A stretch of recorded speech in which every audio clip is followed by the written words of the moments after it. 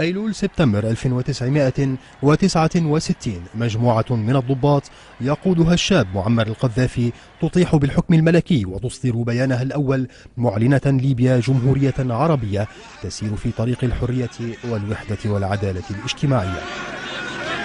لا ترضى بأي حال من الأحوال أن تعيش معسكراتها. لكن قائد هذه الحركة القذافي ومنذ استلامه للحكم انتهج سياسات وصفها خصومه بالمثيرة للجدل والمتشددة.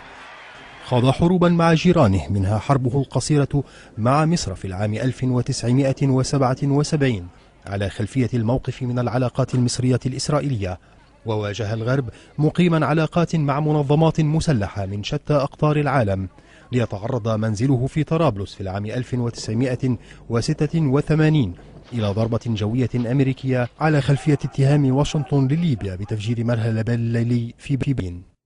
وفي العام 1992 فرض مجلس الأمن عقوبات على ليبيا بعد اتهامها بالضلوع في تفجير طائرة بنام الأمريكية فوق الأراضي الاسكتلندية، وقد اعترفت ليبيا فيما بعد بمسؤوليتها المدنية عن التفجير ودفعت تعويضات إلى أسر الضحايا.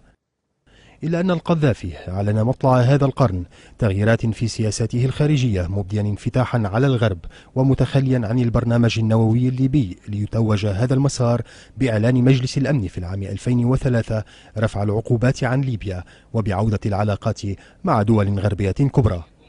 أما على المستوى الداخلي فشهدت مسيرة ليبيا تغييرات في شكل إدارة الحكم لم تخلو من اضطرابات، كان أبرزها في السبعينيات المواجهات بين ما عرف بقوى الثورة من جهة والاتحادات الطلابية المستقلة ولا سيما روابط الطلاب في مدينة بنغازي من جهة أخرى، قبل أن يتم الانتقال من النظام الجمهوري إلى ما سمي النظام الجماهيري في العام 1977. شهدت ليبيا عدة خضات داخلية كان آخرها أحداث سجن بوسليم في العام 1996 حينما قتل مئات السجناء بالرصاص، وكذلك إطلاق النار على متظاهرين قرب القنصلية الإيطالية في بنغازي قبل 5 سنوات.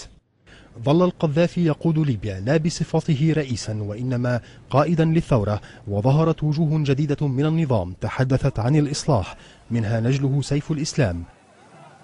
إلا أن الخطوات الإصلاحية التي أعلنها القذافي في أكثر من محطة وحديث بعض المنظمات الحقوقية العالمية مثل هيومن رايتس ووتش عن تقدم محدود في مجال حقوق الإنسان وحرية الصحافة في ليبيا في السنوات الأخيرة، سرعان ما قال معارضون إنه لا يعول عليها، مع الاستمرار في التضييق على الصحافة والإعلام وغياب دستور في البلاد.